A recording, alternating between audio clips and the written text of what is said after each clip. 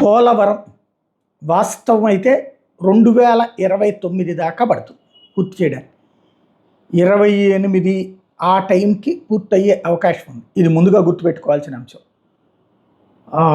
జగన్మోహన్ రెడ్డి చేసినటువంటి తప్పు అని ఒకళ్ళు, చంద్రబాబు చేసిన తప్పు అని మరొకళ్ళు, ఈ చర్చలు తప్పించి ఏమి నడవదు.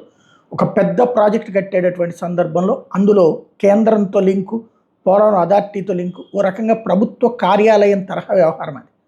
ఒకళ్ళకొకళ్ళు అందరూ అప్రూవ్ చేయాలి. అది రాష్ట్ర ప్రభుత్వం ఇష్టం వచ్చినట్టు కట్టేయడానికి ఉండదు. రాష్ట్ర ప్రభుత్వం డిసైడ్ చేస్తే, పోలవరం అథారిటీ ఓకే చేస్తే, కేంద్ర జలవనరుల శాఖ అప్రూవ్ చేస్తే, అక్కడ ఉన్నటువంటి నిపుణుల కమిటీ క్లియర్ చేస్తే, అప్పుడు టెండర్లు పిలిస్తే, ఇదంతా చేస్తే ఇస్తే ఇట్లాంటి కాన్సెప్టే ఉంటుంది.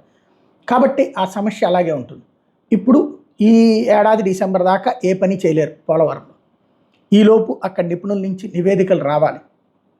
అది వచ్చిన తర్వాత ముందు కట్టకట్టాలా, ఆ పైన ఒక రకంగా చెప్పాలంటే ఫ్లోటింగ్ సిస్టమ్ అంతా కూడా మళ్ళీ మొదటి నుంచి వచ్చింది.